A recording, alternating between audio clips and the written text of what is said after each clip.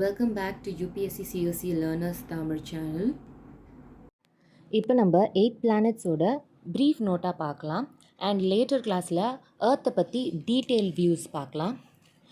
First planet Mercury and சன்னோட nearest க்ளோசஸ்டில் இருக்கக்கூடிய planet Mercury.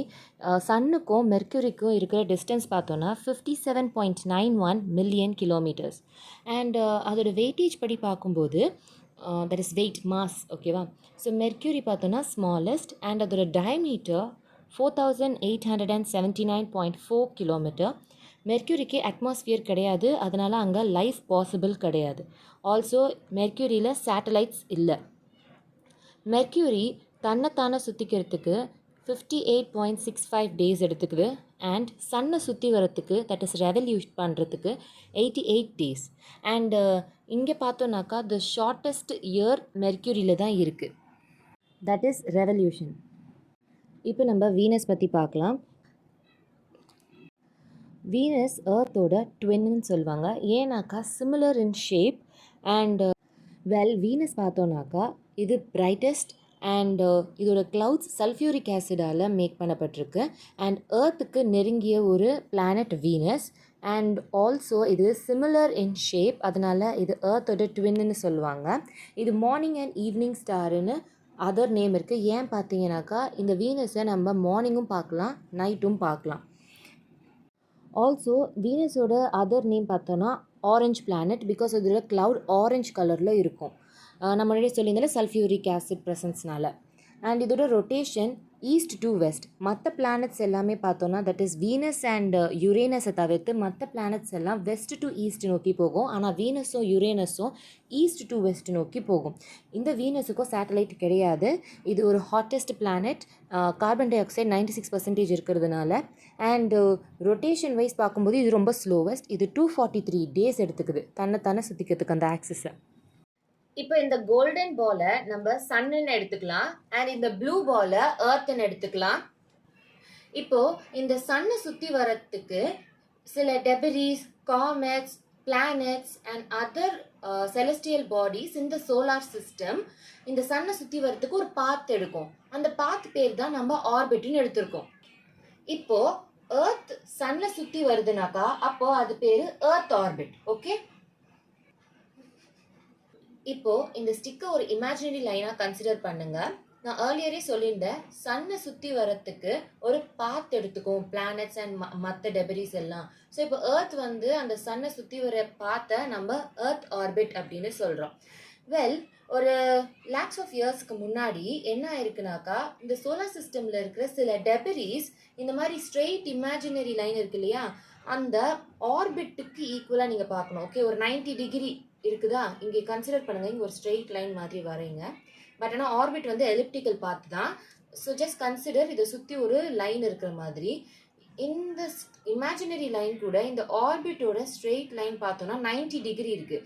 But lakhs of இயர்ஸ்க்கு முன்னாடி என்ன ஆகுதுன்னா இந்த ஆக்சிஸ் தட் இஸ் இந்த இமேஜினரி லைன் வந்து 23.5 டிகிரி நகர்ந்துருது இந்த மாதிரி. ஏன்னு பார்த்தீங்கன்னா அந்த சோலார் சிஸ்டமில் இருக்கிற டெபரிஸ் அண்ட் ஹெவி பாடிஸ் எல்லாம் இந்த ஏர்த்தை மோதி இந்த ஏர்த்தை கொஞ்சம் டில்ட் பண்ண வச்சிருச்சு. இப்போ இந்த சன் வந்து ஏர்த்தை இப்படி டில்ட் ஆகி ரொட்டேஷன் ஆரம்பிக்கும், ஓகேவா. அதுக்கு முன்னாடி ரொட்டேஷன்னா என்னன்னு சொல்லிடுறேன். ஸோ இந்த ஆக்சிஸ் இருக்கு இல்லையா, இப்போ டில்ட்டான ஆக்சிஸ் பொசிஷனில் வச்சுருக்கேன். இப்போது தன்னைத்தானே சுற்றிக்கிச்சுன்னா இந்த ஆக்சிஸ் தன்னைத்தானே சுற்றிக்கிச்சுன்னா அது பேர் ரொட்டேஷன் சொல்லுவோம். இதே சன்னை சென்டராக வச்சு அதோட ஆர்பிட்டை சுற்றி வருதுன்னா அதை ரெவல்யூஷன்னு சொல்லுவோம், ஓகே. ஸோ ரொட்டேஷன்னால நமக்கு என்ன ஏற்படுதுன்னா டே அண்ட் நைட், அண்ட் ரெவல்யூஷனால நமக்கு என்ன ஏற்படுதுனாக்கா சீசன்ஸ், ஓகே. நம்மளோட ஏர்த் ரொட்டேஷன் பண்ணுறதுக்கு, ஸோ ரொட்டேஷன் சொன்னேன் ஆக்சிஸ் அதே தன்னைத்தானே சுற்றிக்கிறது தான் நான் ரொட்டேஷன் சொன்னேன். அந்த ரொட்டேஷன் எவ்வளோ மணி நேரம் எடுத்துக்குதுன்னு பார்த்துக்கலாம். 23 hours and 56 minutes. ஸோ இது எந்த டைரக்ஷனில் இருக்குன்னு பார்க்கணும். இப்போ ஏர்த் வந்து 23.5 டிகிரி டில்ட்டில் இருக்கா. இப்போது வெஸ்ட்டிலேருந்து ஈஸ்ட் நோக்கி போகும், ஓகே. ஸோ வெஸ்ட் சைடு வந்து ஈஸ்ட்டை புஷ் பண்ணுற மாதிரி. So earth rotates west to east, ஓகேவா. இப்போது ரெவல்யூஷன் பற்றி பார்க்கலாம். இப்போது எர்த் வந்து ரொட்டேட் பண்ணிக்கிட்டே தான் ரெவல்யூஷனும் நடத்தும். ஓகேவா? ஸோ சைமல்டேனியஸாக தான் ரெண்டுமே நடத்தும். அண்ட் அப்படி பண்ணும்போது அதுவும் வெஸ்ட் டு ஈஸ்ட் டைரக்ஷனை நோக்கி தான் போகும். ஓகே, அப்படி பார்க்கும்போது இது 365 டேஸ் எடுத்துக்குது. இப்போ நம்ம எர்த் பற்றி பார்க்கலாம். சன்லேருந்து தேர்ட் பிளேஸில் இருக்கிறது தான் நம்ம எர்த். இது 5th லார்ஜஸ்ட். அண்ட் சன்லேருந்து எர்த்துக்கான கிலோமீட்டர்ஸ் எவ்வளோ தூரம்னு பார்த்துடலாம். 149.6 மில்லியன் கிலோமீட்டர். அண்ட் ரொட்டேஷன் பார்த்தோன்னாக்கா 23 hours and 56 minutes எடுத்துக்குது. ரெவல்யூஷன் தட் இஸ் சன்னை சுற்றி வரத்துக்கு 365 days and 5 hours 42 minutes. இது நம்ம ப்ளூ பிளானட்னு சொல்கிறோம். ஏன் பார்த்தோன்னாக்கா இங்கே வாட்டரோட குவான்டிட்டி அதிகம். அதனால தான் compared to land forms. Okay, so அதனால தான் இதை ப்ளூ பிளானட்னு சொல்கிறாங்க. இதோட டயமீட்டர் 12,756 கிலோமீட்டர். அண்ட் இந்த டயமீட்டர் அப்படியே மேலே போக போக சுருங்கிடும். அதனால தான் ஈக்குவேட்டர் வந்து 12,756 கிலோமீட்டர். அண்ட் இதோட சேட்டலைட் பார்த்தோன்னாக்கா மூன். அண்ட் இது 23.5 டிகிரி டில்ட் ஆகி இருக்கும் எர்த்து. ஓகே, இப்போ எர்த்தோட சேட்டலைட்டான மூனை பற்றி பார்க்கலாம். Moon rotation as well as revolution பண்ணும். அண்டு இந்த ரெவல்யூஷன் எர்த்து சுற்றி வரும். ஓகே, அண்டு இது எடுத்துக்கிற டைம் பீரியட் பார்த்தோன்னா 27 days 7 hours and 43 minutes. Rotation as revolution ரெண்டுமே இதே டைமில் நடக்கிறதுனால நம்மளால் one side of the moon தான் பார்க்க முடியும். வெல், நம்மளோட மூன் வந்து டைரெக்டாக அதோட லைட்டை ரிலீஸ் பண்ணலை. நம்ம சன் வந்து மூனில் பட்டு மூன் வந்து எர்த்தில் ரிஃப்ளெக்ட் ஆகுது. That is moon light. ஓகேவா? So moon does not emits its own light. Sun தான் மூனில் பட்டு மூன் வந்து எர்த்துக்கு படுது லைட். ஓகேவா? ஸோ அப்படி பார்க்கும்போது மூனோட லைட் எர்த்துக்கு வரத்துக்கு 1.3 seconds எடுத்துக்குது. இப்போ நம்ம மாஸ் பற்றி பார்க்கலாம். மாஸ் தன்னை சுற்றிக்கிறதுக்கு 24.6 hours எடுத்துக்குது. அண்ட் இது ரெட் பிளானட்னு சொல்லுவாங்க பிகாஸ் இதில் அயன் ஆக்சைட்ஸ் ப்ரெசன்ஸ் இருக்குது.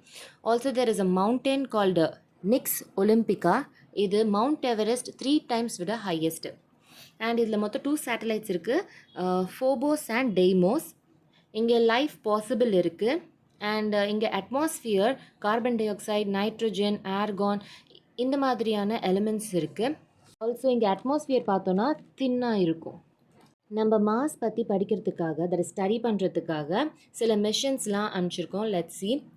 Vikings, Pathfinder, Mars Odyssey and Curiosity. இப்போ ஜூபிட்டர் பற்றி பார்க்கலாம். இருக்கிறதுலேயே லார்ஜஸ்ட் பிளானட் ஜூபிட்டர். இதோட டயமீட்டர் எர்த்தை விட 11 times பெருசு.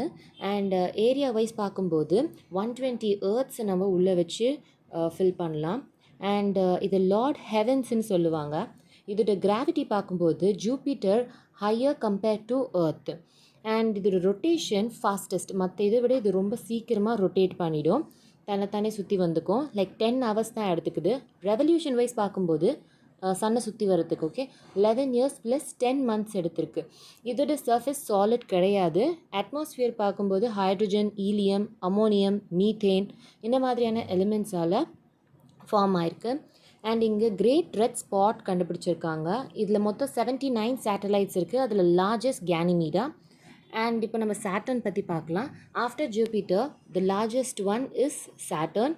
அண்ட் சன்னுக்கும் சாட்டர்னுக்கும் இருக்கிற டிஸ்டன்ஸ் பார்த்தோன்னா 9.537 astronomical unit. அண்ட் இது சன்னை சுற்றி வரத்துக்கு 29.46 years எடுத்திருக்கு.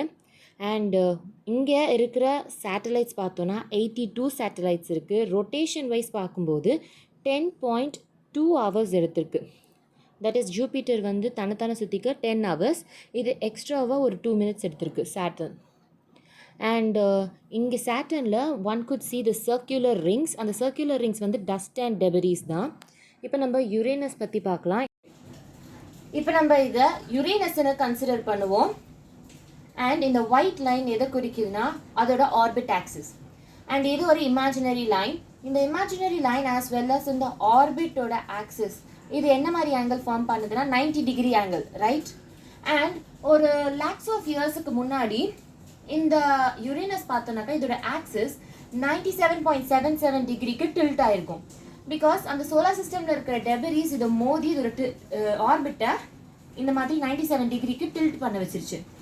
அண்ட் இதில் பாயிண்ட் டு பி ஆட் என்னன்னு பார்த்தீங்கன்னா இதோட rotation as well as revolution பார்த்தோன்னா ஈஸ்ட் டு வெஸ்ட் டைரக்ஷனில் இருக்கும்.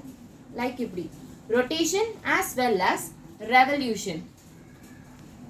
ஓகே, சன்னை சுற்றியும் அண்ட் அதோட ஆக்சஸை சுற்றியும் வெஸ்ட் ஈஸ்ட் டு வெஸ்ட் டைரக்ஷனில் சுற்றும்.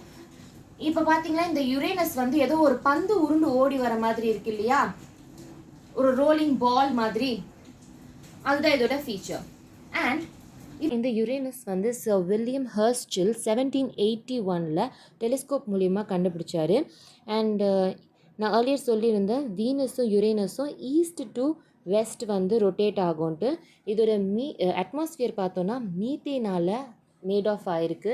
அண்டு இதோட சேட்டலைட் பார்த்தோன்னா ஆப்போசிட் டைரக்ஷனில் சுற்றும். ஓகே, நம்ம ஏர்த் பார்த்தோன்னாக்கா வெஸ்ட் டு ஈஸ்ட், அதே மாதிரி தான் மூணு வெஸ்ட் டு ஈஸ்டில் சுற்றும். ஆனால் இங்கே சேட்டலைட் பாருங்கள் ஆப்போசிட்டில் சுற்றுது. தட் இஸ் வெஸ்ட் டு ஈஸ்டில் சுற்றுது யுரேனஸ்க்கு கம்பேர் பண்ணி பார்க்கும்போது.